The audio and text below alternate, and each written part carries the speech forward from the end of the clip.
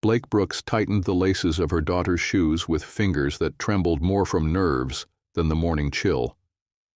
Her breath fogged in the cool savanna air, rising like a silent prayer into the pink and gold sunrise. Catherine stood still, small and serious, watching her mother with eyes too observant for 6. Blake forced a smile she didn't quite feel. "There, good as new," she whispered, brushing back Catherine's curls with a touch more care than necessary. "Let's go find Mommy a job."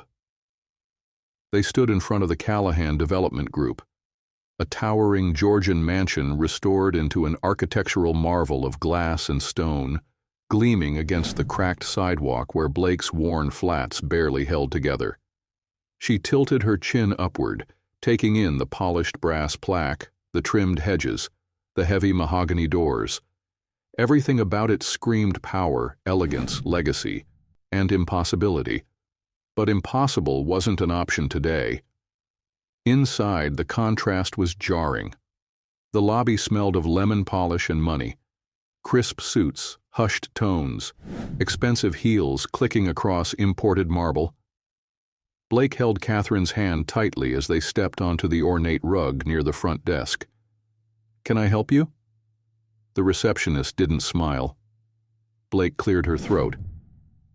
"Yes, I'm here for the 9:30 interview. Administrative assistant position. My name's Blake Brooks." The woman scanned her computer. "You're early." "Yes, ma'am, I wasn't sure about the bus schedule." A pause, then a clipped nod. "Have a seat. They'll be with you shortly." Blake nodded, guiding Catherine toward a stiff leather chair in the waiting area. She sat, pulling her thrifted blouse straighter. Catherine leaned into her side, whispering, "Is this where the fancy people work?" Blake swallowed a knot. "Something like that." She pulled out Catherine's drawing pad and handed over a half-used crayon. Catherine began sketching quietly, something she always did when the world felt too big. From across the room, Blake could feel the receptionist's eyes on them, then heard the click of a phone being picked up. She tried not to imagine the conversation, tried not to imagine being judged by the holes in her handbag or the fact that she couldn't find childcare this morning. She was about to look away when something shifted. The elevator doors opened with a soft chime, and everything changed. A man stepped out, tall, tailored, confident in a way that made everyone else instinctively pause. His jacket hung just right, his shoes shined like mirrors. The energy in the lobby adjusted to him, subtle but unmistakable. Johnny Callahan, CEO, heir to a coastal real estate empire, a man whose family name built half the waterfront and renovated the other half into 5-star condos. His gaze swept across the room casually until it landed on Catherine, and stopped. He froze mid-step. His face didn't just change, it drained. The confident mask faltered for a split second as his eyes locked on the little girl clutching a red crayon. He blinked, as if trying to reconcile a ghost. Catherine looked up, catching his stare, then smiled, innocent and wide. Blake followed the direction of her daughter's gaze and felt her stomach turn cold. Johnny. Her breath caught. She hadn't seen him since that night, 6 years ago. A charity gala she was waitressing. One dance, one rooftop moment. A kiss that felt like something out of time. A night that turned into a life neither of them expected. He never knew. She never told. She stood up too fast, clutching Catherine's hand. Johnny was still staring. His lips parted, but no sound came. Something behind his eyes flickered. Recognition, confusion, and something dangerously close to realization. "Miss Brooks," a new voice called. Blake turned sharply. A younger woman in a blazer was standing at the hallway entrance, holding a clipboard. "We're ready for you." Johnny took a step forward, but Blake didn't look back. She followed the woman down the hallway, heart pounding so loudly she was sure the floor would hear it.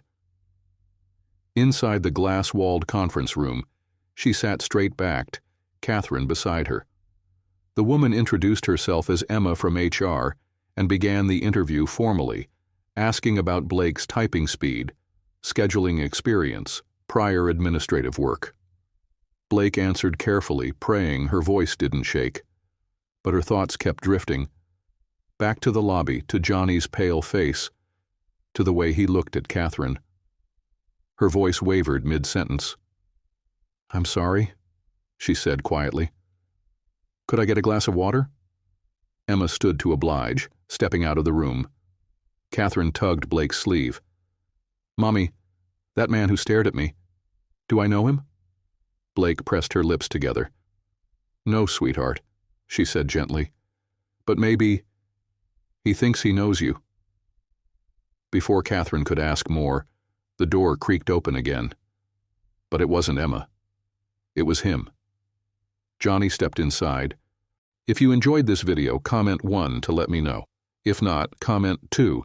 Your thoughts matter to me either way. Hesitantly, like a man walking into a memory he wasn't sure he wanted to remember. His expression was unreadable, his shoulders stiff, his voice low. I need a moment with Miss Brooks." Emma stood behind him, surprised but silent. Blake felt her stomach twist into knots. She reached for Catherine's hand again, grounding herself. Johnny's eyes flicked from Blake to the little girl and back again. "She's yours, isn't she?" No accusation, no anger, just truth hanging between them. Blake didn't speak. The silence said enough. His breath caught. He took another step forward almost instinctively. "I looked for you," he said. "That night, you disappeared. I woke up and you were gone." "You never told me your last name," Blake whispered. "Just Johnny. No number. No card. Just a name in a city full of Callahans." He ran a hand through his hair. I never thought." "She's 6, Blake said softly. "Her name is Catherine." Catherine stared up at him, silent now, crayon paused in her hand. Johnny knelt, slowly, cautious not to overwhelm. "Hi," he said, voice quieter than she'd ever heard from him. "I'm Johnny." She smiled. "I like your shoes." He blinked, then laughed once, choked, raw. "I didn't expect this," he said, standing again. "Any of this." "Neither did I," Blake replied. "But here we are." He looked down at the resume she clutched, the frayed folder edges, the years she'd spent stitching a life back together alone. "You applied for the secretary job," he said. "You really need this, don't you?" Blake straightened. "I'm not asking for favors. I just want a chance." Johnny nodded slowly. "Then let's talk," he said. "About the job, about her, about everything." Blake glanced at Catherine, who had started drawing again, this time 3 figures under a sun. Her heart beat heavy, uncertain, but steady. She'd walked in hoping for a job, and walked straight into the past. Now the future was waiting, and it had Johnny Callahan's eyes. Johnny didn't say another word as he walked them through a quiet hallway lined with tall windows and oil paintings that probably cost more than Blake's entire year of rent. The kind of silence that clung between them wasn't angry. It was suspended, like an elevator mid-floor, like neither of them had decided which direction this was going to go. Blake held Catherine's hand a little tighter. The door Johnny opened next wasn't the kind she expected for a CEO. No grand conference table, no intimidating glass walls. Instead, it was warm, like a personal library. Mahogany bookshelves, tall windows, leather armchairs, a place built for private conversations. "Have a seat," Johnny said, his voice low. "Please." Blake sat on the edge of a brown leather chair, back straight, still holding onto the frayed folder with her resume. Catherine climbed up beside her, legs swinging. Johnny stayed standing at first, hands in his pockets, gaze drifting to the floor. Then he looked up. "So, What happens now? Blake blinked. That depends on what you're asking. He hesitated, then let out a slow breath and lowered himself into the chair across from her. You don't owe me anything. I want to say that first. But I need to ask. Why didn't you try to find me? I did, Blake said quietly. Or at least I tried. You said your name was Johnny. No last name. No company. No card. No number. Just Johnny. You disappeared before I woke up. That morning I thought maybe it meant nothing to you. His brow furrowed. It didn't mean nothing. I had to leave early. Emergency with one of our sites. I figured I'd get your info from the event list, but your name wasn't on it. Just a catering company. And they said their staff rotated that night. No names, no contact. You were just gone. Blake swallowed, the emotion knotting in her throat harder than she expected. I was scared. 26. Alone. Pregnant. No savings. No plan. I went back to my hometown for a while, and when I came back to Savannah, I thought I'd missed the window. Johnny nodded slowly, letting the weight of her words settle between them. Catherine kept her eyes on her drawing, oblivious to the storm her existence had stirred. I thought about you more than I care to admit, he said after a long pause. A one-night connection that lived in my head for 6 years? That says something, doesn't it? Blake didn't answer right away. She was afraid of what her voice might sound like if she did. So instead she reached over and tucked a loose curl behind Catherine's ear. She saved me, Blake whispered, not to him, just out loud. Becoming her mom, it made me fight. For everything. Johnny leaned forward slightly, elbows on his knees. She looks just like you. Except her eyes. Blake nodded. Yours. He looked away, blinking quickly. The silence stretched again, this time filled with all the things neither of them could figure out how to say. Finally, he sat up straighter. Blake, I meant what I said earlier. If you need this job, you'll have it. I don't care what HR says or the board or anyone else. She tensed. I didn't come here to ask for charity. I applied because I know how to work hard. I've juggled shifts, raised Catherine alone, learned bookkeeping on YouTube, and I type 90 words per minute. I need stability, not favors. His voice softened. I didn't mean it like that. You're right. You deserve a shot on your own terms. She met his gaze then. Really looked at him. This wasn't the man she met on that rooftop 6 years ago. Half lost, charming in his sadness, a little reckless with his words. Now Johnny Callahan carried the weight of something larger, responsibility, image, power, and maybe loneliness. What kind of company is this? She asked, leaning back slightly. Besides shiny floors and glass offices. He smiled faintly. We specialize in restoring historical properties, turning old into new, giving forgotten buildings another chance. That made her pause. So, she said slowly, you fix things. He looked up. We try to. They sat in that stillness, something fragile hovering in the air. Then, without warning, Catherine looked up from her drawing and asked, Is he my dad? The air sucked out of the room. Johnny froze. Blake closed her eyes for a beat, then opened them, turning toward her daughter. That's a big question, sweetheart. Catherine tilted her head. He has my eyes. Blake reached for her hand. We're figuring things out, okay? Johnny looked like someone had dropped the world on his chest, but he didn't flinch. Instead, he nodded gently, as if accepting the weight. I'd like to get to know you, he said to Catherine, his voice almost breaking. She smiled. I like drawing cats. Do you like cats? He laughed softly, as if the moment had cracked something open in him. I do now. A soft knock at the door. Marilyn peeked in. Mr. Callahan, she said, her eyes flitting to Blake and Catherine, her tone tactful. HR needs you for the Evans Street renovation paperwork. Johnny stood. Give me 10. Marilyn nodded and closed the door behind her. He turned back to Blake. There's a part-time admin opening in marketing. It's yours, if you want it. Trial period, 2 weeks. You'll report to a supervisor, not me. Blake blinked. You're serious? Completely. He walked to his desk and pulled a card from a drawer. This has my direct office line. If anything comes up with Catherine or your hours or whatever, use it.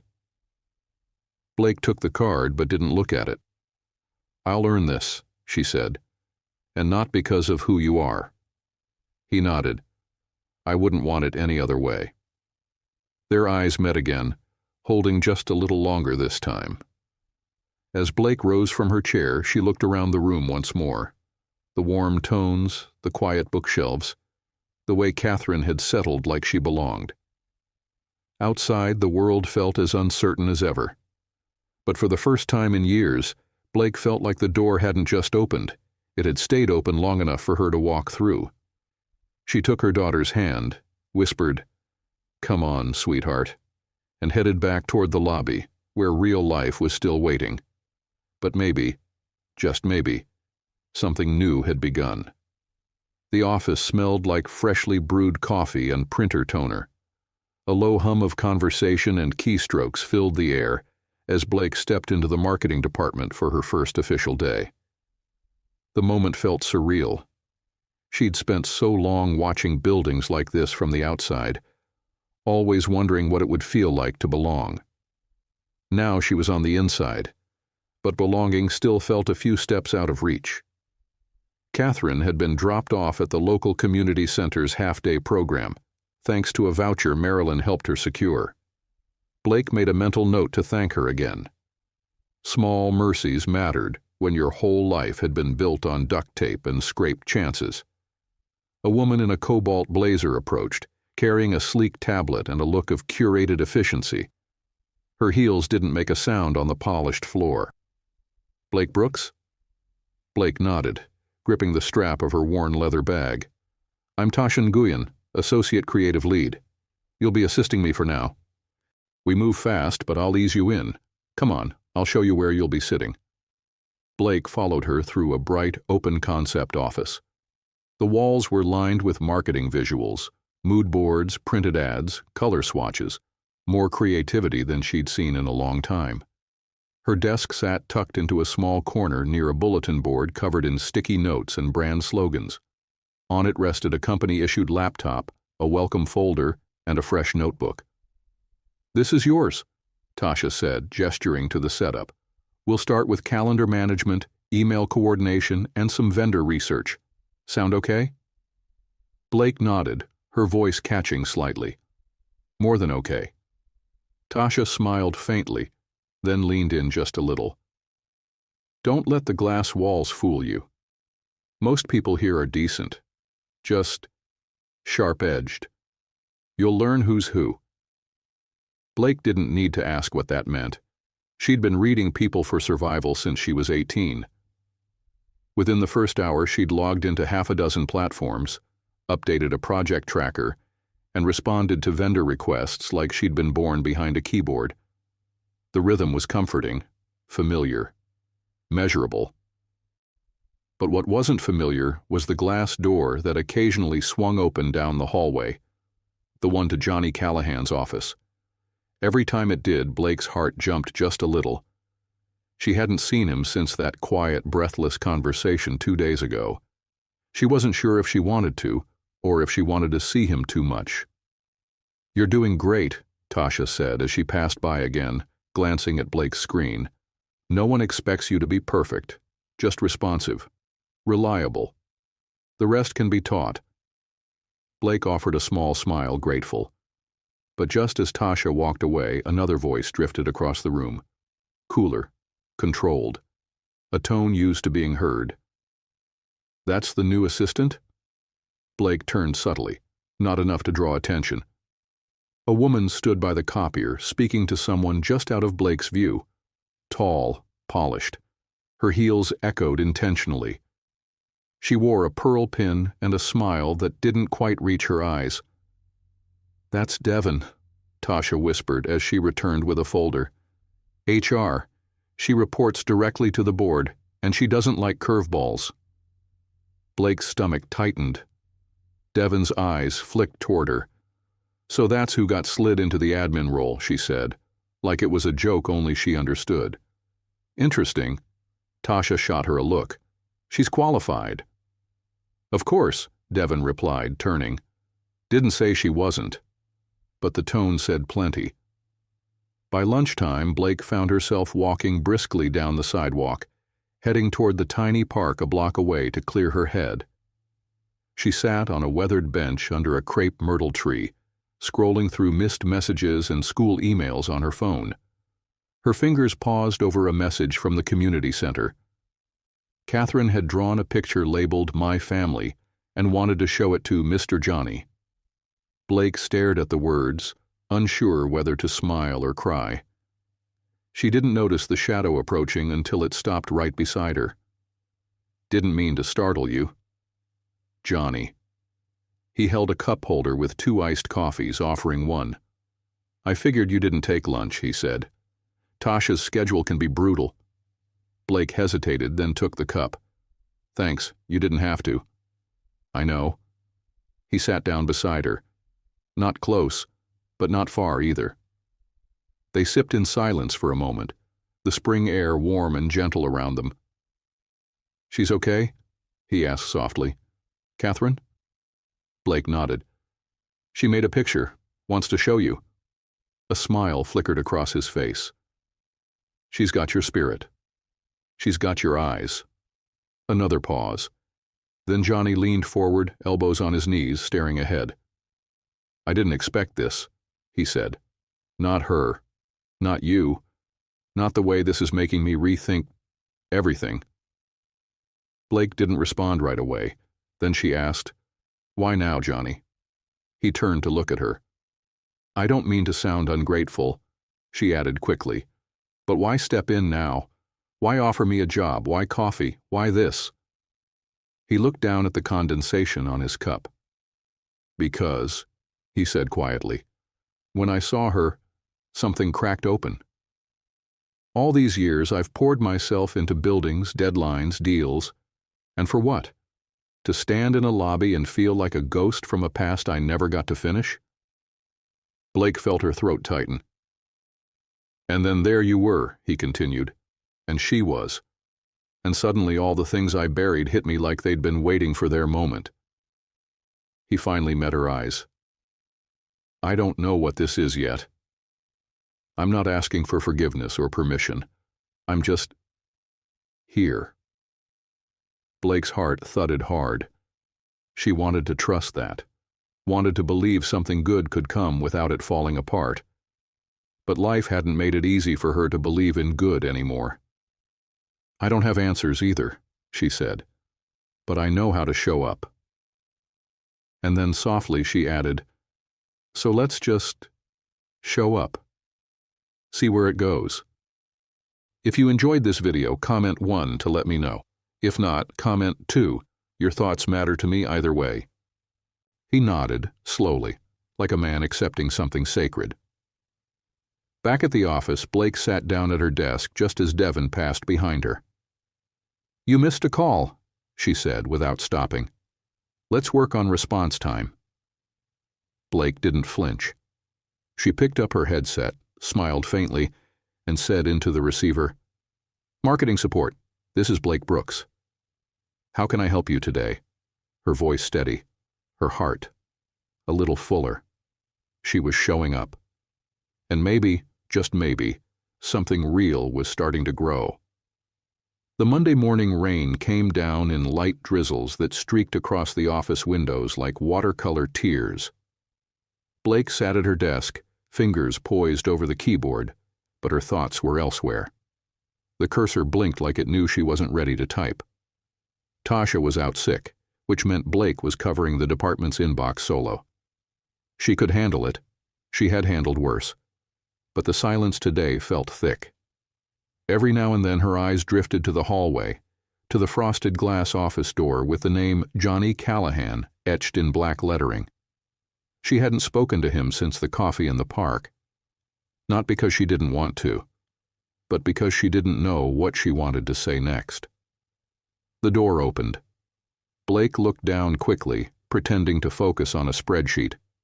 Footsteps approached, not rushed, not hesitant, then stopped right at her desk. "Busy morning?" he asked. She looked up slowly. Johnny wore a navy blazer over a white dress shirt, no tie. Effortless. Sharp. But his eyes looked tired, or maybe restless. Blake offered a faint smile. "Trying to keep up. Tasha's out. She told me, said she left you with her plate. I don't mind, it's good to feel useful." Johnny nodded, leaning slightly against the edge of her desk. "I was hoping we could talk." She hesitated. "About work?" A small pause. "Not entirely." Her heart fluttered. Not now, she thought. Not in front of everyone. But then Marilyn appeared, rolling a mail cart toward the corner printer, and Blake seized the moment. "I need to drop off vendor forms upstairs," she said quickly. "I can take a detour to the break room." 5 minutes? Johnny nodded once, already stepping back. "I'll meet you there." When she entered the break room, it was empty except for the sound of the rain tapping against the window pane. She poured herself coffee, not because she needed it, but because holding something gave her hands a job. Johnny walked in, closing the door gently behind him. For a moment, neither of them said anything. Then Blake broke the quiet.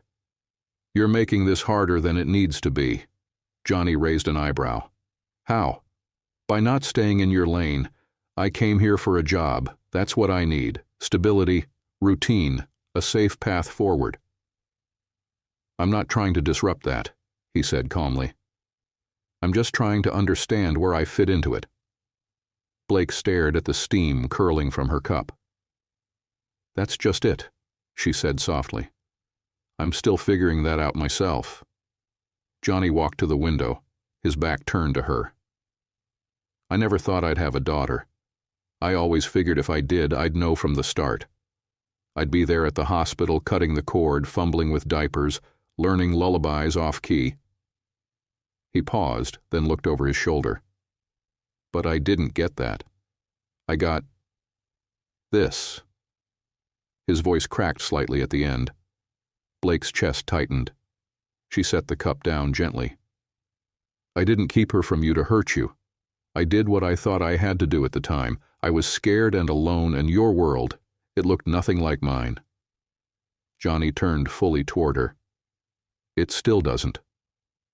The honesty in his words stung more than she expected. "But maybe it doesn't have to stay that way," he added quietly. Blake looked away, swallowing hard. "I'm not looking for a rescue, Johnny.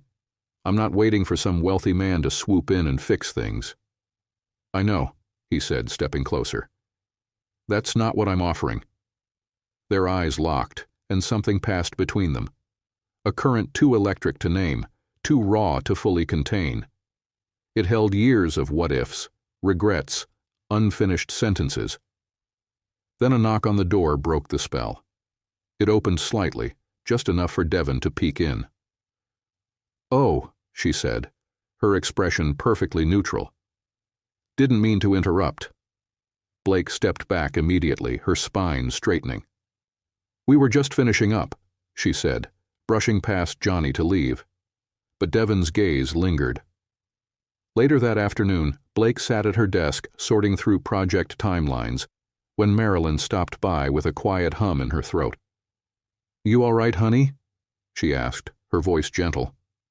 Blake glanced up, surprised. "Why wouldn't I be?" Marilyn leaned against the edge of the desk, arms folded. "You've got the look," she said knowingly. "What look?" "The look women get when their heart's pacing 2 steps ahead of their common sense." Blake let out a soft laugh. "I'm just trying to survive the day." "Mm-hmm." Marilyn's eyes sparkled. "Just remember, jobs are jobs, but people People leave impressions that linger. She walked off without another word, leaving Blake blinking after her. Later that evening, Blake picked up Catherine from the community center. Her daughter was buzzing with excitement, clutching a folded piece of paper in her hand. "I made something," Catherine grinned, waving it proudly. Blake crouched to her level. "What is it?" Catherine unfolded the paper. A crayon drawing of 3 figures standing under a tree, one tall, one medium, one small, all smiling. Above them a yellow sun and the words, "My family." Blake felt her heart shift. "Is that me?" she asked, pointing to the middle figure. "Uh-huh," Catherine beamed. "And that's me, and that's Mr. Johnny. He's really tall, so I made his legs longer."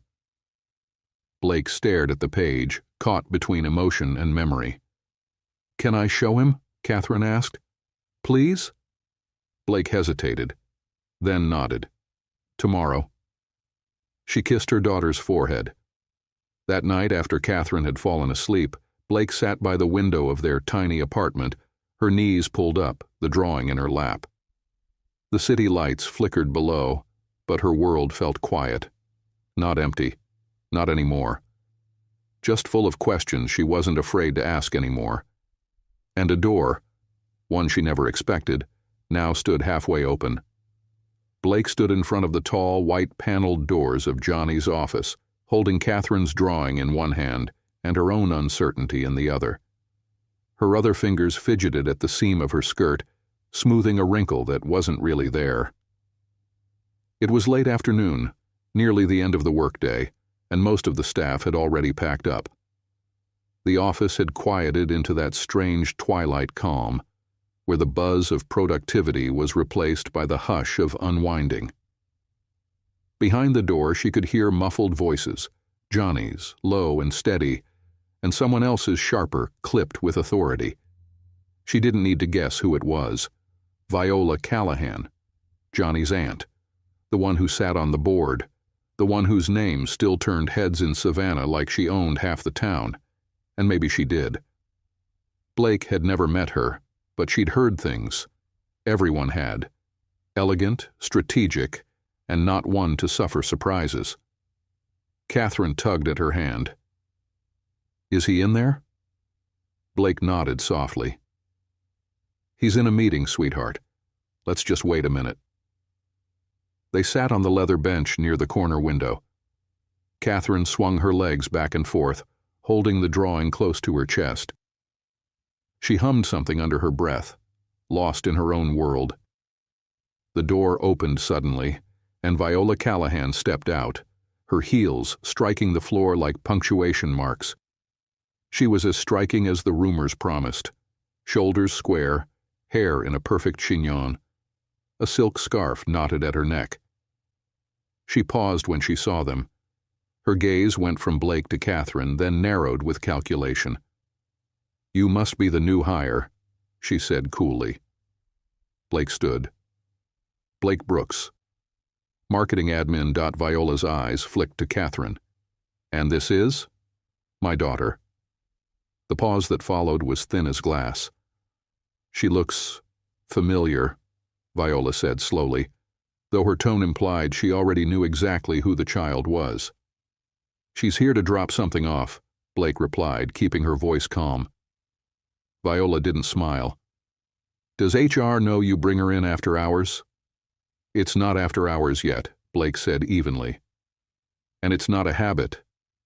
For a heartbeat, Viola studied her. Then, with a small nod, she turned and walked down the hall, her perfume lingering like the echo of a warning. Johnny appeared in the doorway seconds later, looking more tired than he had that morning. His shirt collar was slightly loosened, his eyes weary. But they lit up the second they landed on Catherine. "There's my girl," he said gently. Catherine smiled and ran to him without hesitation. She held out the drawing. "I made this for you." Johnny knelt, unfolding the crayon masterpiece. The edges were a little bent, the colors bold and proud. 3 stick figures under a tree, one tall, one medium, one small, and above them, written in uneven handwriting, "My family." Blake watched his face closely. Johnny didn't say anything right away. He just looked at the drawing like it was more than paper, like it was proof of something he hadn't dared to believe until now. "Is that me?" he asked softly. Catherine nodded. "You're tall." He smiled, his voice cracking. "Yeah, I guess I am." He looked up at Blake then, really looked at her. "This is the first time anyone's ever drawn me into something that mattered." Blake felt her throat tighten. Her heart squeezed. She knelt beside them. Catherine's got a good sense of who belongs. Johnny looked between the two of them, then carefully folded the drawing. "I'm going to frame this," he said. "Put it on my desk." Catherine beamed. "Come on," Johnny added. "Let's go grab something sweet from the break room. I think we deserve it." They walked down the hall together, Blake on one side, Catherine holding Johnny's hand on the other. And for a moment it felt like something real, something new and terrifying and hopeful. But back at her desk, Blake found a folded note wedged under her mousepad. It was unsigned, written in thin, sharp handwriting. "Be careful who you let back in. Some doors don't stay open forever." She stared at it, unmoving, for what felt like a full minute. Then she folded it once, twice, tucked it into her bag, and exhaled slowly. At home that night, after Catherine had fallen asleep, Blake sat on the couch with her legs tucked under her, staring at the chipped paint on the windowsill. Her phone buzzed on the cushion beside her. A text from an unknown number. "Johnny, do you think I'm pushing too fast?" She stared at it, thumb hovering, then typed back, "Maybe. But I'm not asking you to stop, just slow down where it matters." The typing bubble appeared, then stopped, then returned. "Johnny, fair enough. You still have the same freckles on your left shoulder, by the way. Just remembered that." Blake laughed softly, despite herself. The memories were coming back like waves, not crashing, but rolling in quietly, and she wasn't sure if she wanted to run from them or let them carry her somewhere new. She replied, "That's a strange thing to remember." "Johnny, not really. It was the first thing I saw when you turned toward me that night, and the last thing I saw before you disappeared." She didn't respond right away. There was something delicate hanging in the air again, like their story had reopened a chapter neither of them had dared to reread. Down the hall, Catherine stirred, murmuring in her sleep. Blake stood and walked to her room. She leaned in the doorway and watched her daughter breathe deeply, arms wrapped around a stuffed giraffe, the framed drawing now taped to the wall above her head. That picture had changed something, and tomorrow it would start showing, because doors don't stay open forever. But sometimes, when the timing's right, you get to walk through one before it closes. Tuesday morning arrived with a sky full of silver clouds and air thick enough to feel like it was pressing down on Blake's shoulders. She stepped into the office 15 minutes early, as always, but something about the atmosphere felt different, heavier. The kind of quiet that wasn't peace, it was pressure. She passed Marilyn at the front desk, who gave her a knowing look and a slight tilt of the head. "Careful today," she murmured under her breath. "The air's got teeth." Blake furrowed her brows. "What's going on?" Marilyn glanced over her shoulder, lowered her voice. "Viola called an early board review, and Devon's been circling like a hawk since 7:30. Watch your steps." Blake offered a tight nod and moved quickly toward her desk. She sat down, opened her inbox, and tried to focus on vendor replies, but her mind kept drifting. To Johnny. To that message last night. To the way Catherine had drawn them all smiling under a single tree.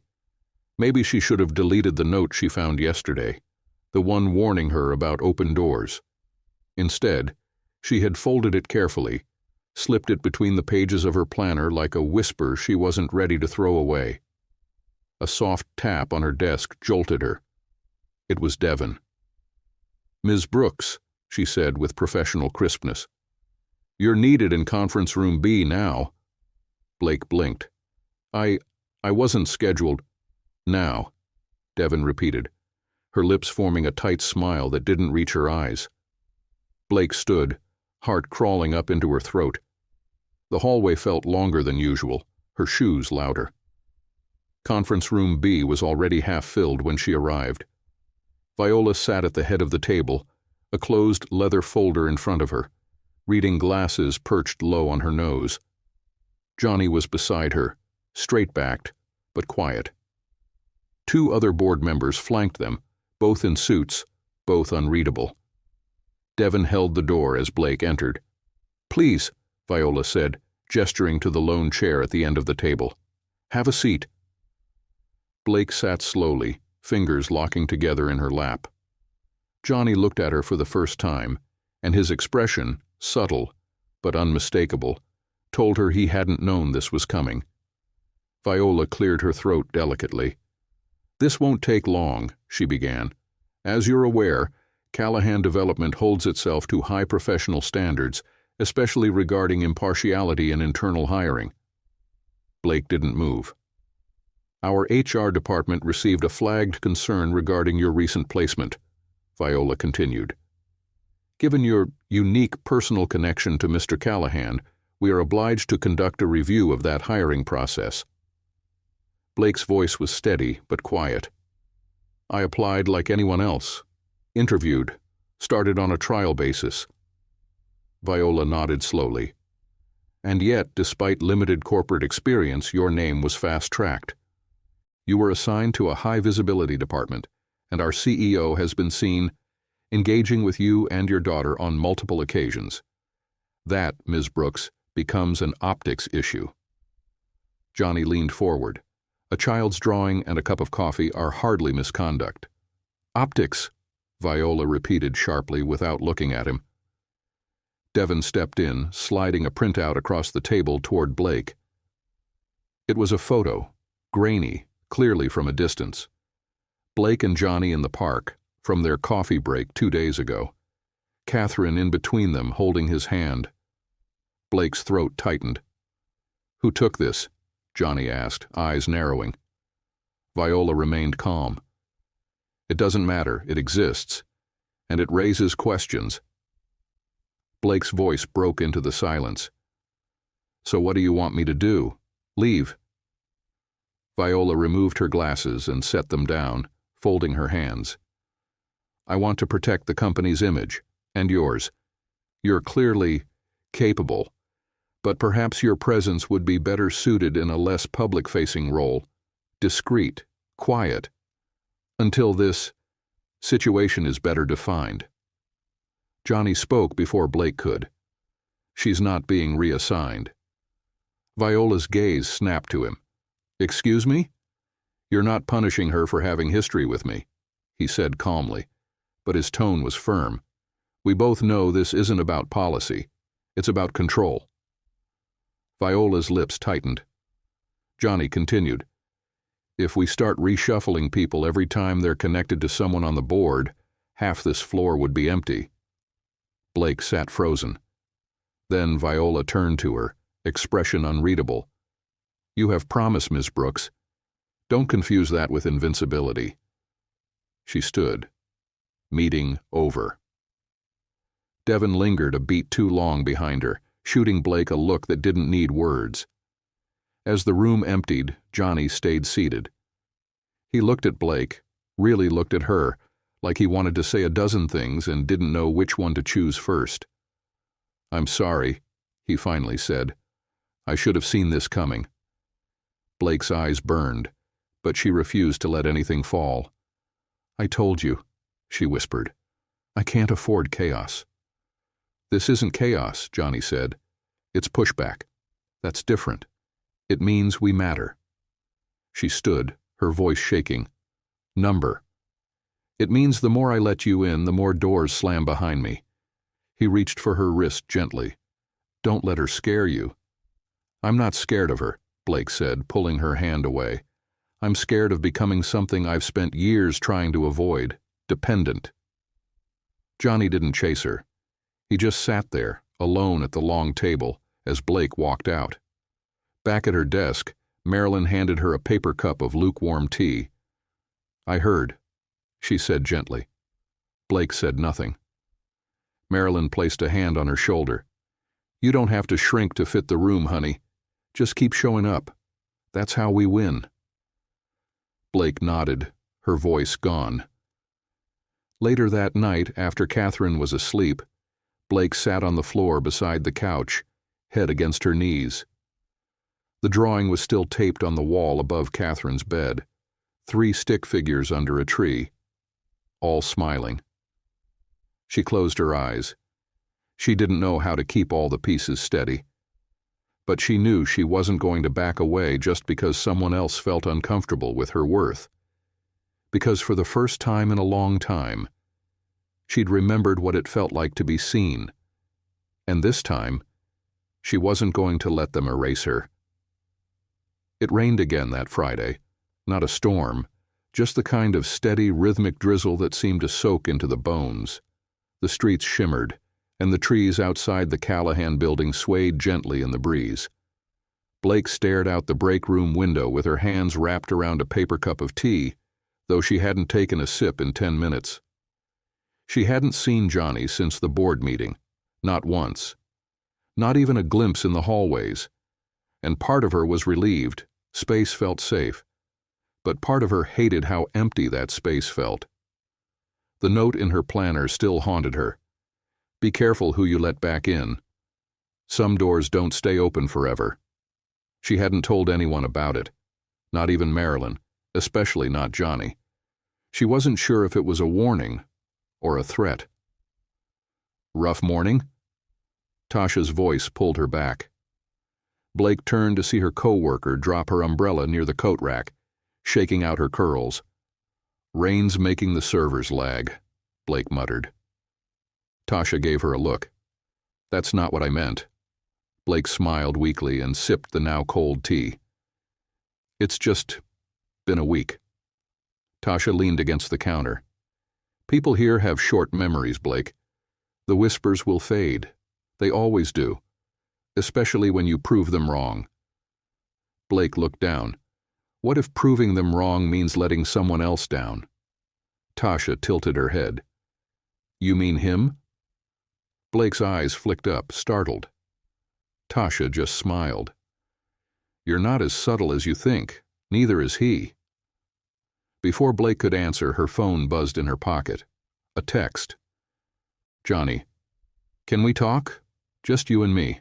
After work. I'll drive. Blake stared at it for a long moment. Tasha raised an eyebrow. Let me guess. Tall. Brooding. CEO? Blake gave a soft, guilty laugh. Something like that. Tasha pushed off the counter. Go. If he's asking for your time, make him earn it. But go. By 5 o'clock, most of the office had cleared. Blake stepped outside into the misty air, her coat buttoned tight, her hair frizzing in the dampness. Johnny was already waiting near the curb in a charcoal gray SUV, engine idling, wipers humming. She opened the door and climbed in without a word. Hi, he said quietly. Hi. They sat in silence for a few seconds before he pulled away from the curb. Where are we going? She asked. You'll see. The city gave way to winding roads lined with trees, the kind that arched overhead like quiet cathedrals. Eventually, they turned down a gravel driveway that led to a modest house tucked behind an iron gate. Not a mansion, not even close. Blake looked over at him, confused. This is where I grew up, Johnny said softly. Before the company. Before the board meetings and the private schools and all the things they think define me. He parked and turned off the engine. Come on. Inside, the house smelled faintly of cedar and something familiar, like old books and a fireplace long gone cold. The walls were lined with framed photos, many of them faded. A boy with a crooked grin, a woman with soft eyes, a man with his hand resting on the boy's shoulder, distant even in the frame. Johnny watched her take it all in. "I haven't brought anyone here in years." Blake looked at him. "Why now?" He took a breath. "Because I didn't know how to say what I need to say in a boardroom, or a hallway, or anywhere near someone like Viola." Blake said nothing, just waited. "I was angry at you," he admitted. "For a minute. For disappearing, for not telling me about her. But underneath that, I was angry at myself. For not being the kind of man you could trust with that truth in the first place." Her eyes welled before she could stop them. "I wasn't ready for a family," he continued. "Not then. Maybe not even now. But I want to be. I want to try. And not just for Catherine. For you, too." Blake looked away, blinking fast. "You don't owe me that, Johnny." "I know," he said, "but maybe I owe it to myself." He moved to a small cabinet near the hallway and pulled something from the top drawer. A photo, worn at the edges. He handed it to her. It was the rooftop from that night. A blurry image of her, laughing, eyes lit by string lights, holding a glass of water like it was champagne. "I found this the day after you left," he said. "One of the bartenders had snapped it for a promo reel. I kept it. Not sure why. Until now." Blake held the photo like it was a fragile truth. "You were beautiful that night," he said quietly. "But now? You're something else entirely. You're stronger. You're real. And I don't want to keep standing on the edges of your life wondering what would have happened if I'd stepped in sooner." She looked up at him, her voice barely more than a whisper. "You have no idea how hard I've fought to stay on my feet." "I know," he said. "I see it every time you walk into that office." They stood there, neither moving until the silence grew too full. Then Johnny took a step closer. "Let me be in this. Not as your boss. Not because of obligation, but because I want to see where this can go." Blake took a breath, her heart loud in her chest. "I can't promise anything," she said. "Not yet. I'm not asking for promises. Just time." She nodded slowly. He smiled, just barely. "I'll drive you home." On the ride back, they didn't talk much. But something had shifted. Not resolved. Not wrapped in a bow. But open and steady. Just like the road ahead. Blake leaned against the doorframe of Catherine's bedroom, arms crossed gently, watching her daughter sleep beneath the soft glow of a nightlight. The drawing, My Family, still hung above the headboard, slightly curled at the corners. Catherine's chest rose and fell in a slow, even rhythm, a quiet reminder of everything Blake had built out of chaos, one day at a time. The conversation with Johnny at his childhood home lingered like a low hum in the back of her mind. She hadn't said yes, but she hadn't said no either. What they had now was space, a fragile in-between, a place where hope could tip either way. She turned off the light, pulled the door halfway closed, and walked quietly into the kitchen. The sound of the refrigerator humming filled the silence as she poured a glass of water. The apartment felt especially small tonight, not because of its size, but because her thoughts were getting too big for it. Her phone buzzed on the counter. "Marilyn, you coming to the Sunday potluck? Pastor Kendrick asked about you." Blake smiled softly. It had been a while since she stepped foot in the old brick church where she used to volunteer, back before things got heavy, back before every second was a calculation. She typed back, "Might come. Depends on Catherine's sniffles." A pause. Then another buzz. "Marilyn, you don't have to show up perfect. Just show up." Blake stared at the screen, then set it down, her fingers lingering on the edge of the counter. Sunday morning arrived with sunshine and the sound of birds fluttering just outside the apartment window. Catherine was up early, bouncing on the couch in her favorite yellow dress. "Can we go?" "Can we go?" she chirped, already pulling on her mismatched shoes. Blake laughed under her breath. You're going to wear me out before we even leave the building. By the time they reached the church, the parking lot was already full. Familiar faces smiled, offered hugs.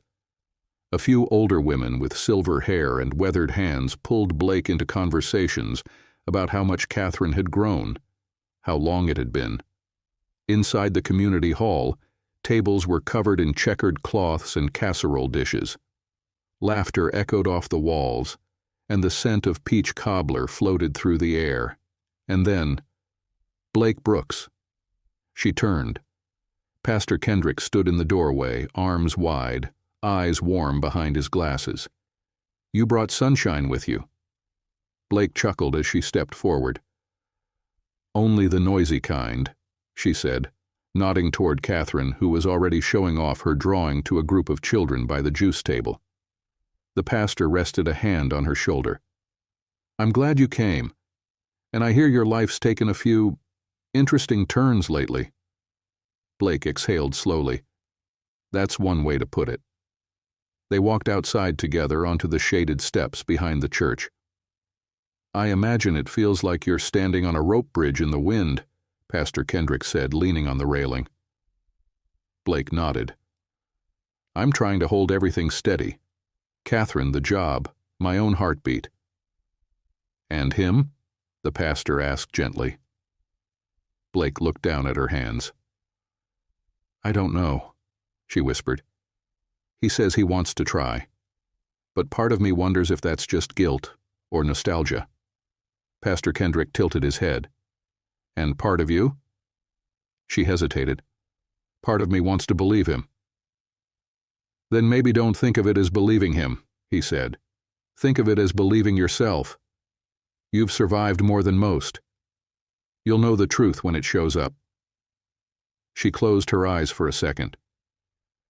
Truth's a hard thing to hold when you've spent your life bracing for loss. The pastor's voice softened. Sometimes love doesn't come dressed in grand gestures or loud promises. Sometimes it shows up quietly, consistently. You watch what stays.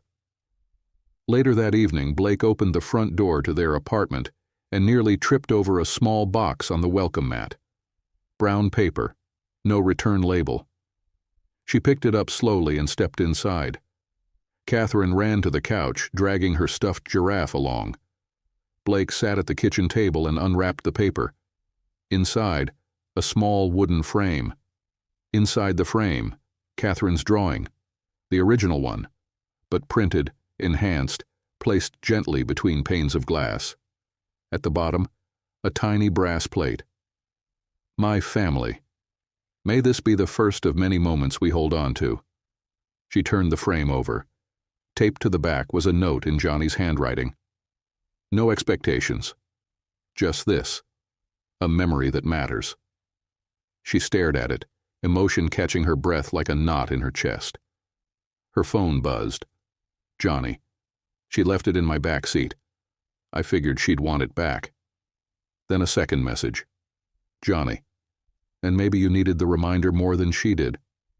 Blake set the frame gently on the mantel, crooked, imperfect, but solid. Like her life. Like this moment. She looked over at Catherine, who had fallen asleep curled up on the couch, arms wrapped around her giraffe, one sock halfway off. Blake sat beside her, brushing the curls from her daughter's forehead, then whispered into the quiet room, more to herself than anyone else. I'm still scared. She closed her eyes, but maybe not enough to walk away this time. And for the first time in a long time, that felt like more than just surviving.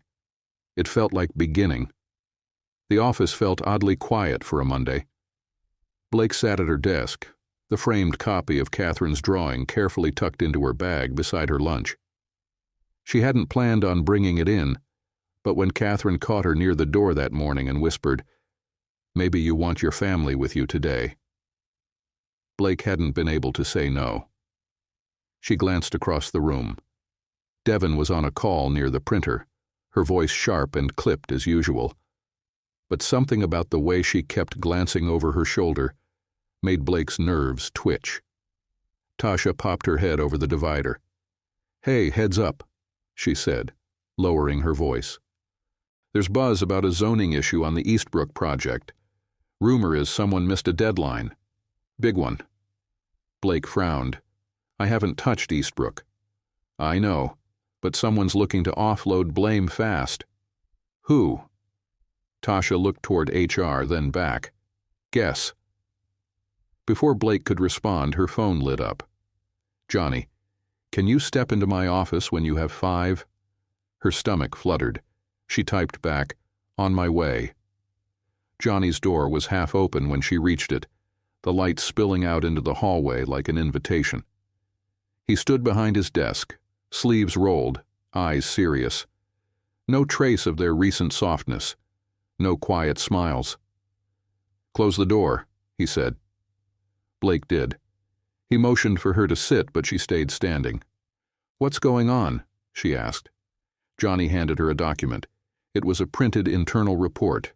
Red lines, highlighted dates, approval signatures. Her name was circled. "I didn't sign this," she said instantly. "I know," he replied. "So, this form approves the zoning variance on Eastbrook. According to this," he tapped the page, "you authorized it last Friday, but you weren't even working on that project." Blake looked up. "Then who forged it?" Johnny sighed, rubbing the bridge of his nose. "Devin submitted it. She claims you handed it to her in person, that she asked you about it and you said it was done." "That's a lie." "I know that," Johnny said again, firmer this time. "But the board doesn't." Blake's pulse kicked. This could ruin everything." "I'm handling it," Johnny said. "But I need you to stay calm, stay in your lane, and let me work behind the scenes." Her chest tightened. "I don't have the luxury of staying calm. My entire job is based on trust. If this sticks—" "It won't," he cut in. "Blake, listen to me. I've already pulled the email server logs. I'll clear it. But we have to be smart about this. Don't confront Devin. Don't defend yourself to the wrong people. Let me carry this." She folded her arms. "That's not how I work." "Maybe not, but it's how I protect you." That word again. Protect. She didn't know if it made her feel grateful or angry. "You can't fix everything with backroom solutions," she said. "Sometimes the only way to prove something is to stand in it, even when it's uncomfortable." Johnny stepped around the desk. "I'm not asking you to stay silent. I'm asking you to trust me enough not to rush into a fire." Her voice dropped. "I've already lived through fire." They stared at each other for a beat too long. Then Johnny's tone softened. "Blake, you've built something solid here. Don't let someone like Devin rattle your foundation." Her arms loosened. Her shoulders dropped slightly. "I just want to work. Do my job. Take care of Catherine. That's all I've ever wanted." "I know," he said, "and I want to help you keep it that way." She nodded once, quietly, and left his office. As she passed by HR, Devin was still on the phone, laughing softly with someone. When Blake caught her eye, Devin smiled politely, a smile as polished as glass. Blake kept walking. Back at her desk, she pulled out the frame and set it gently near her monitor. Catherine's stick figures, bright and joyful, beamed back at her like they knew something Blake didn't. Maybe they did. She stared at them for a long minute. Then opened a new email. To facilities@callahangroup.com. Subject, request for security footage. 3rd floor admin copy room, Friday 2:15 p.m. She hit send. Later that night, Blake and Catherine sat on the floor of their living room, crayons spread across the carpet. Catherine was drawing a house with big windows and a crooked chimney. "Is that our place?" Blake asked. Catherine shook her head. "Nope, it's where we're going to live someday. You and me and Mr. Johnny and maybe a dog." Blake raised a brow. "A dog?" A little one, Catherine said. So it fits. Blake smiled, brushing a curl from her daughter's forehead. That sounds like a good plan. Catherine looked up. Do you think he's going to stay? Blake froze. Then slowly she said, I think he's trying.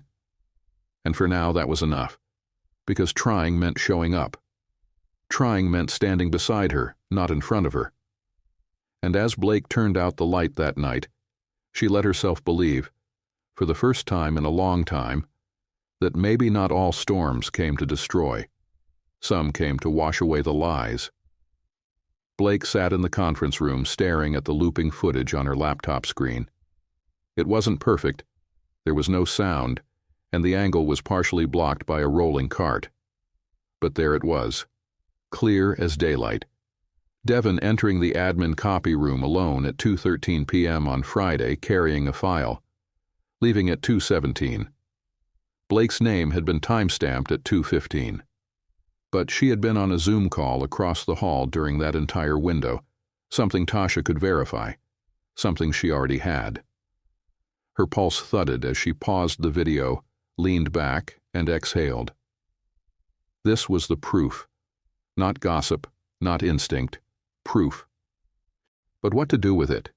That was the harder question. She could send it to HR. Let protocol handle it.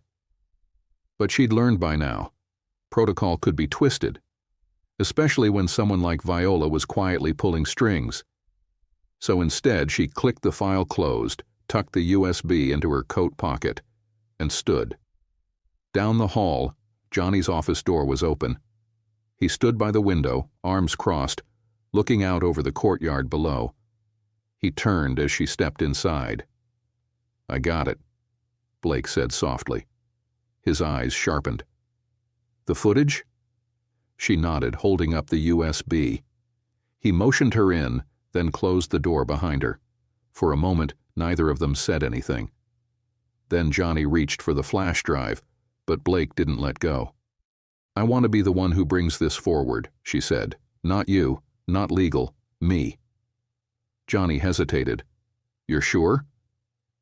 I need to stand up for myself, not just be defended. He let go of the drive, nodding. Okay, I'll stand behind you, but you lead this.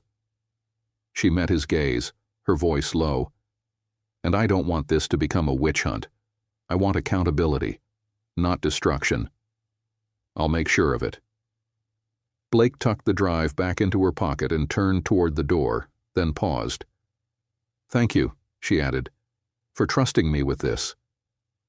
Johnny's voice followed her softly. Always. The rest of the day moved like water through a narrow pipe, slow, tight, pressurized. Blake delivered the evidence to HR with a written statement and waited, silently, as the wheels turned. There was no immediate fallout, no confrontation, just the strange, heavy quiet of something about to shift. By late afternoon, a company-wide email appeared. Subject, Organizational Review, Temporary Reassignments. Devon was being moved to an off-site project pending further review. The language was careful, vague, but pointed enough for anyone who had been paying attention. Blake closed the email and stared at her screen, not sure what to feel. Tasha appeared beside her desk moments later, a half-smile on her face. You did it, she said. I didn't want to win, Blake replied. I just wanted the truth to matter. Tasha nodded. Around here? That is winning. That evening, as Blake packed up, she found Johnny waiting for her in the lobby.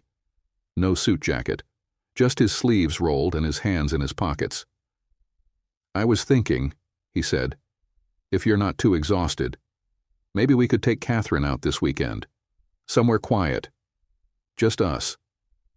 Blake tilted her head. Like a date? Like a try. She smiled, but didn't answer right away. I'll ask her, she said instead. If she says yes, I'll think about it. He grinned. Fair enough.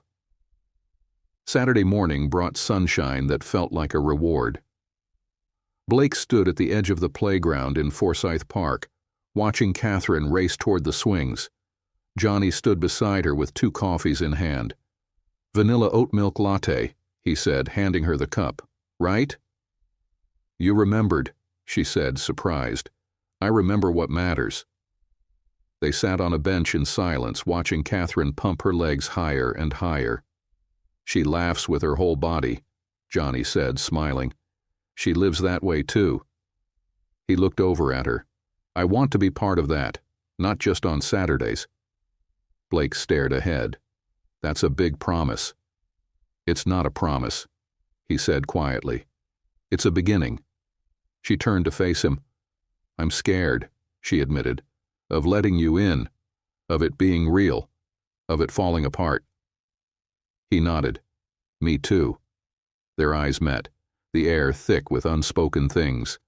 Then Catherine came barreling over, cheeks pink. "I made a friend," she shouted. "Can we stay longer?" Johnny laughed. "As long as you want." Blake looked at them both, heart stretched between fear and something dangerously close to hope. Maybe this was what healing looked like. Not a clean break, but a careful rebuild. One brick, one moment, one choice at a time. And today, she chose to stay. The office buzzed with a strange kind of electricity that Monday morning. Whispers skimmed along hallways, glances lingered longer than usual, and when Blake stepped off the elevator, the air shifted. Not tense exactly, expectant, like the entire floor was holding its breath. She moved with her usual calm, greeting Marilyn with a small nod, stopping only to adjust the strap on her bag before making her way to her desk. But Tasha met her halfway. "Board meeting. 10 minutes," she said, eyes wide. "Full attendance. Johnny's addressing it directly." Blake's pulse skipped. "Addressing what?" Tasha leaned in. "Devon, the zoning scandal, everything. Word is he's making it public." Blake's chest tightened. She had known this moment would come. She just hadn't expected it would feel so exposed. 10 minutes later, Blake stood near the back of the company's large meeting room, tucked against the wall with a few other mid-level staffers. The long oak conference table was filled with executives and board members. Viola sat in her usual place, composed, unreadable. Johnny stood at the head of the table, a hand resting lightly on a stack of papers. His sleeves were rolled, his voice steady, but under it all Blake could hear the edge in it. The conviction. The line he was about to draw. "I want to speak candidly," he began, addressing the room, "because for too long this company has operated under an unspoken rule. Power first, accountability second. That ends today." A hush fell. Blake's eyes flicked to Viola, who didn't move. Johnny continued, lifting the stack of papers.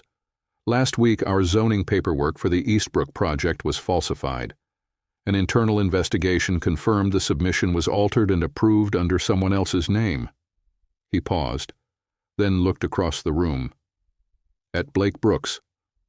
A murmur rippled. Heads turned toward her. Blake straightened. Johnny didn't look away. "But what matters more than the accusation is the truth. Surveillance footage, internal timestamps, and multiple statements confirm Ms. Brooks was not involved. In fact, she's the one who brought the error forward." His voice sharpened slightly. "What concerns me most is that someone thought they could forge a name, shift blame, and expect it to disappear quietly. That's not who we are. That's not who we're going to be." He stepped back from the table. "Effective immediately, all major departmental submissions will require dual review. I'm launching a transparent audit of previous zoning applications, and HR will be restructuring our internal oversight processes." Someone at the table spoke up, an older board member. "You're exposing the company to liability with this kind of openness." Johnny looked directly at him. "I'm exposing the company to integrity." Viola's voice finally cut in, smooth and sharp. "And what about Ms. Brooks? You've publicly involved her in this. How do you intend to manage the perception that your personal interest has influenced her protection? A hush fell again. Blake felt her breath hitch. Then Johnny said it, quietly, clearly. She's not being protected. She's being respected. He let it hang for a beat. And if the perception is a problem, I'll clarify it fully now. He stepped forward, hands steady. Blake Brooks is the mother of my child. The room stilled. Not a chair moved. Not a breath taken. And yes, he continued, I care about her. I care about them. But that doesn't negate the truth. It makes my responsibility to it even greater. Blake felt the floor sway under her for a moment. Not from fear, but from the weight of being seen, really, truly seen. Johnny's gaze met hers across the room. I will not apologize for choosing transparency. I will not apologize for choosing them. Viola's expression didn't change, but her silence spoke volumes. After the meeting, Blake slipped out before the crowd thinned. Her hands trembled slightly as she entered the stairwell, needing a breath. A pause. A quiet place to feel what had just happened. The door creaked open behind her. She didn't need to turn. I didn't know you were going to say it, she whispered. Johnny stepped beside her, leaning against the wall. I didn't either, he said. Not until I saw the way they were looking at you. Like you were a footnote, a distraction. Blake stared at the chipped paint on the railing. You understand what this means, right? That we'll be watched even more now. I've been watched my whole life, he said gently. But this time, I'm not hiding. She looked at him. His expression was quiet, unshaken. I meant what I said, he added. I choose you. I choose Catherine. And I'm not going to let this company, or anyone in it, treat you like a secret. Blake swallowed the knot in her throat, then reached for his hand. You're brave, she said softly. He shook his head. Number, I just got tired of pretending the truth was something we needed to survive in silence. Outside, the clouds were thinning. The sun, tentative and pale, peeked through. And for the first time in a long time, Blake didn't feel like she was standing on unstable ground. She felt rooted, seen, chosen, and ready to keep walking forward, one honest step at a time. Blake stood in front of her small hallway mirror, adjusting the collar of her blouse for the third time. It wasn't new. Nothing she wore ever really was. But this one felt different now. It fit better, not because her body had changed, but because her posture had. There was a quiet strength sitting on her shoulders that hadn't been there before. Catherine was humming softly in the other room, finishing a peanut butter sandwich in her polka-dot pajamas, one sock on, one sock missing. The morning sunlight filtered in through their living room window, making the little apartment feel warmer than usual. Blake reached for her bag and the framed drawing that had become her quiet talisman, Catherine's bright crayon colors beneath that tiny brass plate. She held it for a second longer than usual, then tucked it carefully inside. The day before had changed everything, not just because Johnny had stood up in front of the entire company and named her, not just because he'd said their daughter out loud without shame, but because he'd looked the storm in the eye and refused to blink. She'd spent her whole life protecting herself from moments like that, moments that threatened to expose too much, demand too much. And now that it had happened, she wasn't afraid. She was steady and ready. When she stepped into the office, everything was quieter than she expected. Not awkward quiet, not hostile, just thoughtful. People nodded, some smiled. A few lowered their eyes like they didn't know what to say. But there were no whispers now. No tension clinging to the air like fog. Tasha greeted her at her desk with a pastry wrapped in a napkin. "You're officially a legend," she whispered. "HR's updating protocol because of you." Blake laughed under her breath. "That's not exactly how I imagine making a name for myself." Tasha leaned closer. Johnny's got a board follow-up in an hour. I heard he's pitching a whole new outreach division. Community-driven stuff. He wants you on it. Blake blinked. Me? Yep. Said it in the meeting prep this morning. By name, she didn't respond right away. Just sat, slowly, and let the words settle like warm water around her chest. Around mid-morning, Marilyn appeared with her usual cart of mail and a small envelope she placed gently on Blake's keyboard. From him, she said with a little smile. Blake waited until Marilyn had wheeled away before opening it. Inside was a handwritten note. Whatever you decide today, whether it's a yes or a not yet, just know I see you. Not for what you've survived, but for what you are becoming. J. She traced her finger along the edge of the paper. Something inside her shifted. That afternoon, she knocked gently on Johnny's door. He was mid-sentence in a meeting, but when he saw her, he paused and excused himself without hesitation. They stood just outside the conference room, the hallway unusually empty. I got your note, she said quietly. He nodded, searching her face. She took a breath. I want in. His eyes lit. On the outreach initiative? On that, on us, on whatever comes next. For a beat he didn't say anything. Then he smiled. Not the practiced one he gave board members or the polite one he used in meetings. This was the real one, the one he used that night on the rooftop, the one she'd never forgotten. Are you sure? He asked. I'm not sure of anything, she replied, voice steady. But I'm not scared of building something slow, something honest. He reached for her hand, fingers brushing hers gently.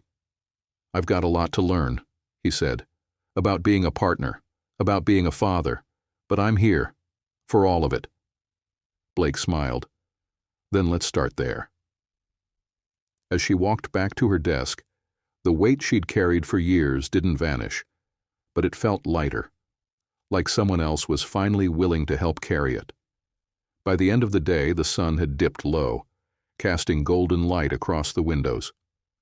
Blake packed up slowly, her thoughts drifting to Catherine, to dinner, to whatever tomorrow might ask of her. Johnny met her in the lobby, no words needed. They rode the elevator down together in quiet, their shoulders touching, their silence filled with something new, not uncertainty, but possibility. And as they stepped out into the fading light, Blake realized she wasn't afraid of being seen anymore. She was ready to be known. The guest parking lot behind the Callahan family estate was nearly full when Blake pulled in. Her fingers tapped against the steering wheel as she stared at the sprawling, white-columned house that stood ahead, dressed in string lights and soft music floating through the open windows. The house was beautiful, classic Savannah elegance, but it wasn't the grandeur that made her heart race. It was what waited inside. Do I look okay? Catherine asked from the back seat, holding tightly to her stuffed giraffe and adjusting the bow in her hair for the third time. Blake turned and smiled. You look perfect. She stepped out, smoothed her dress, and helped Catherine from the car. Together they walked up the front steps, their shadows stretching across the porch as the door opened before they could knock. Johnny stood there, warm-eyed and freshly shaven, wearing a soft gray button-up with sleeves casually rolled. His tie was gone, replaced by something easier, something real. You made it, he said quietly. We said we would, Blake replied, the corner of her mouth lifting. Catherine stepped forward and held out a small wrapped box. This is for Miss Viola. Johnny blinked, surprised. You brought her a gift? Blake leaned in. It's a teacup. Catherine picked it out herself. Why? Catherine shrugged. Because sometimes people soften when they drink tea. Johnny smiled and knelt beside her. That's very wise of you. Inside, the house hummed with conversation. Relatives Blake didn't recognize, most of them older, sipped sparkling cider from crystal glasses. The scent of rosemary and baked apples floated through the air, and there, near the grand piano, stood Viola Callahan, still elegant, still guarded, still every inch the matriarch of the empire. Johnny guided them toward her slowly, a hand on Catherine's back. Blake's nerves hummed beneath her skin, but she kept her chin up. "Viola," Johnny said gently, "there's someone who wanted to meet you." Viola turned. Her eyes dropped to Catherine first, sharp, unreadable, then slowly rose to meet Blake's. "We brought something for you," Blake said, offering the small box. Viola took it with thin fingers and unwrapped it with measured grace. When she opened the lid and saw the pale pink teacup inside, her brow arched. "I heard you liked tea," Catherine said softly. "It's for quiet mornings." For a long, quiet moment, Viola said nothing. Then she nodded once. "I do appreciate a quiet morning," she said. "Thank you." Catherine beamed. Viola's gaze lingered on Blake a second longer, then moved back to Johnny. "She's got your determination," she said. "She's got Blake's grace," Johnny answered. And just like that the moment passed. Not warm, not quite welcoming, but no longer closed. A door cracked open. Slightly. Later that evening, as the guests filtered out to the back veranda for dessert and small talk, Johnny led Blake and Catherine down a quieter hallway. "I want to show you something," he said. The room they entered was small, lined with bookshelves, quiet, filled with old furniture. In the corner sat an antique Singer sewing machine, the kind with a hand crank and golden lettering. It rested on a sturdy wooden table, untouched but polished with care.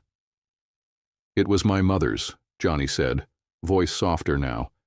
"She used to mend everything on it, made my Halloween costumes, restitched my dad's favorite shirts." Blake ran her fingers gently along the edge. "It's beautiful." "I remember once," he continued, "I asked her why she kept fixing things instead of buying new. She said, 'Because when something's worth having, it's worth saving.'" Blake turned toward him, her eyes glassy. "She would have liked you," Johnny said. They stood in the quiet, the hum of laughter distant now. Blake reached into her purse and pulled out something small, her grandmother's thimble, smooth and worn with age. "I started sewing again," she said. "Claire tore a seam last week and I just picked up a needle like I used to, like I remembered how." Johnny took the thimble gently, turning it over in his palm. "Funny how some things wait for us to come back to them," he said. Their hands brushed, and for a moment the room held still. Not the dramatic stillness of a sweeping gesture or grand confession, but the quiet stillness of two people realizing they were finally moving in the same direction. Back in the car, Catherine was already half asleep in the back seat, the pink bow lopsided, her stuffed giraffe tucked beneath her arm. Blake adjusted the rearview mirror and glanced at Johnny, who was walking them to the car. "She did great tonight," he said softly. "She always does." He hesitated. "So did you." Blake looked up at him. "I wasn't sure how tonight would go," she admitted. "I thought maybe she'd look right through us." "She didn't," Johnny said. "She saw you. Maybe not everything yet, but enough." Blake nodded, then opened the door. "Blake?" he said before she stepped in. She paused. "I know I've said it before, but I mean it even more now. Whatever we build, I want it to last." She studied his face in the dim porch light. "Then let's build it slow. Let's build it right." He smiled, and as she drove away, the road beneath them felt steady, not easy, but sure. Something new had taken root. And this time, it wasn't just surviving. It was becoming home.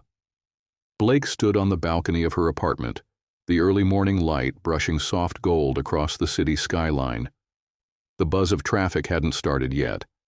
Just the coo of pigeons somewhere nearby, the distant bark of a dog, and the occasional creak of old wood beneath her bare feet.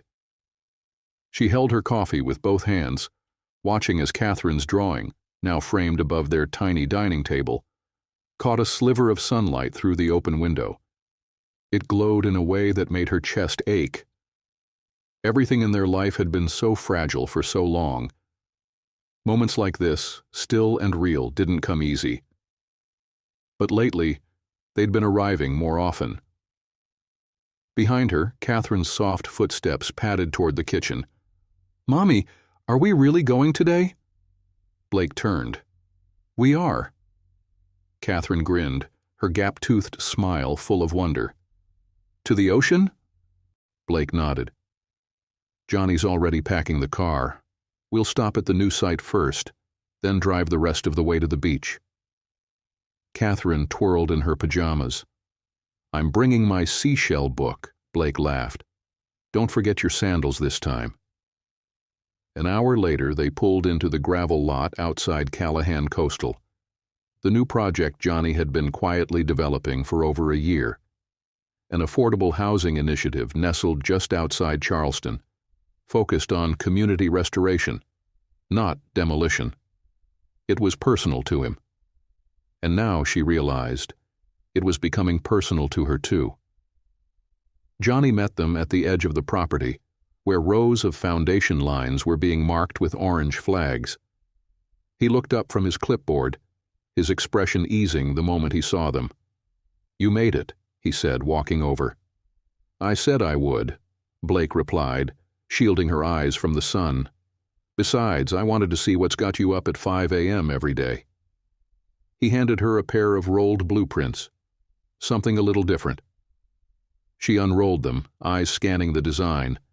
Simple units, shared gardens, solar access, walkable paths. "You're really doing it," she said. "This feels like more than just a project." "It is," he answered. "This is what the company was supposed to be, before the boardrooms, before the legacy stuff got in the way." Blake looked at him. "And you want me involved?" "I want you beside me," Johnny said. "Not just for the work, for all of it." She hesitated. This would mean moving, a new school for Catherine, a whole new rhythm. "I know," he said, voice soft. "That's why I'm not asking you for a decision today." She rolled the blueprints back up. "I'm not saying no." Catherine came bounding across the dirt, arms full of wildflowers. "Look what I found." Johnny crouched. "That's a whole bouquet." "For the new houses," she said, "so they smell happy." Blake's throat tightened. That afternoon, the three of them arrived at the beach, parking just beyond the dunes. Catherine was the first to run ahead, squealing as the wind caught her hair. Blake followed, holding her sandals in one hand, the other lightly brushing Johnny's. They walked in silence for a moment, the crash of waves filling the space between them. "She talks about you constantly now," Blake said. "Draws you into every picture. Sometimes you're wearing a cape." Johnny smiled. "She's got a vivid imagination." "No," Blake said. "She's just hopeful." He stopped walking, turning toward her fully. "I meant what I said. I'm not rushing you. But I'm also not stepping back. I want to build something, and I want to do it with you." Blake looked at the horizon, where the ocean met sky like a quiet promise. "You know," she said, "when Catherine was born, I used to watch the tide come in from the hospital window. It reminded me that everything keeps moving, no matter how lost you feel." Johnny stepped closer.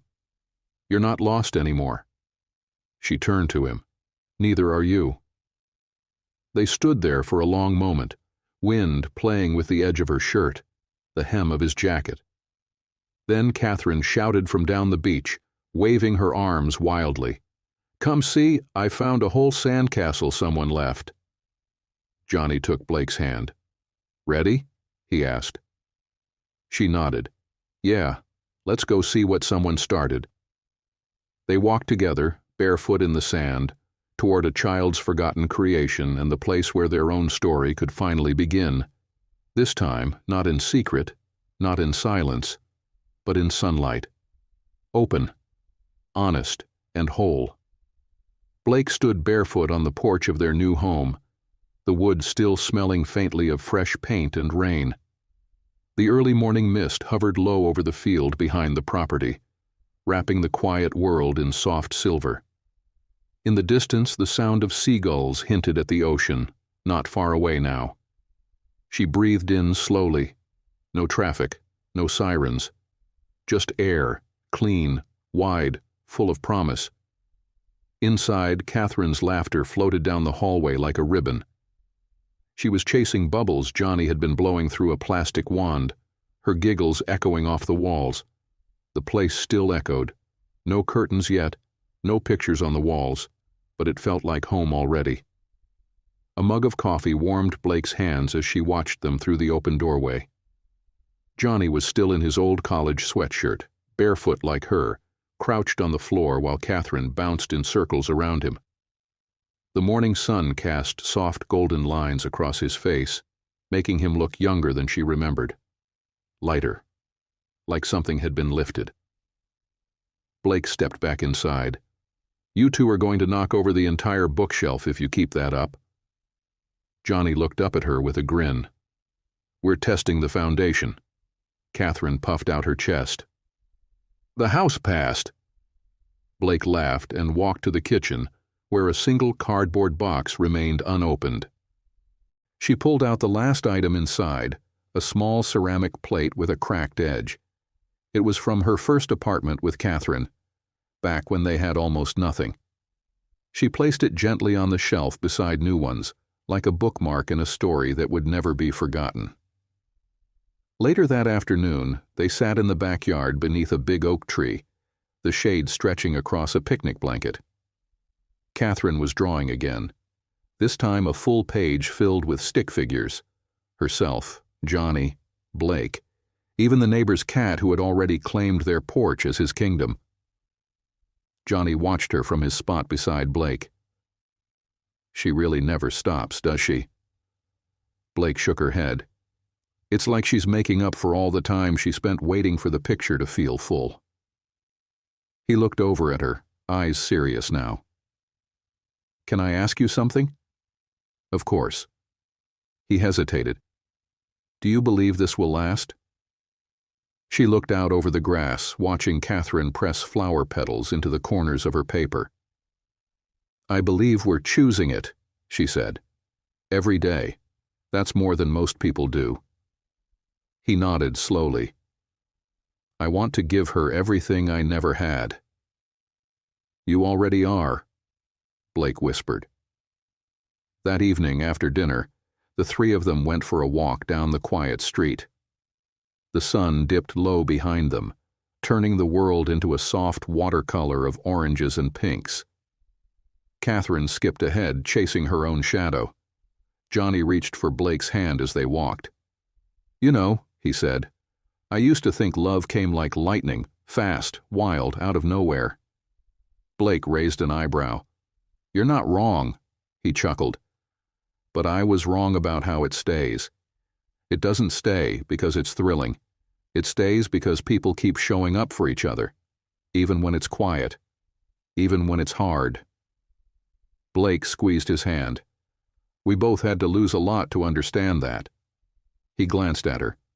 "You still think it was worth it?" She stopped walking and looked at him fully. "I think the life we're building now wouldn't have meant the same if we hadn't learned how to hold it carefully."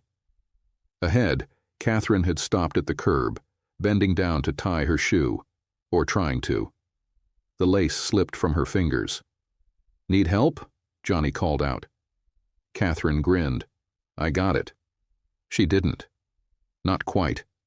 After a few seconds of fumbling, she stood up, walked back toward them, and plopped herself down in the grass at Johnny's feet. "Okay," she said. "Maybe I need a little help." Johnny knelt, fingers working through the knot slowly.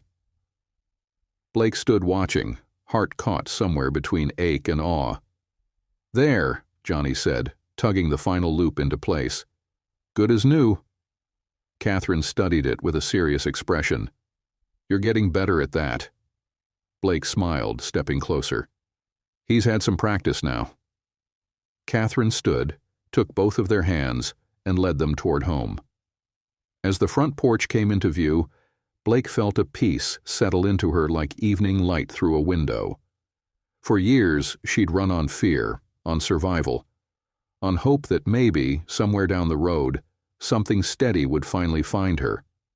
And now, steady had a shape, a name, a voice. It lived in the quiet mornings, the shoelace knots, the shared glances across dinner tables. It lived in Catherine's laughter and Johnny's quiet promises.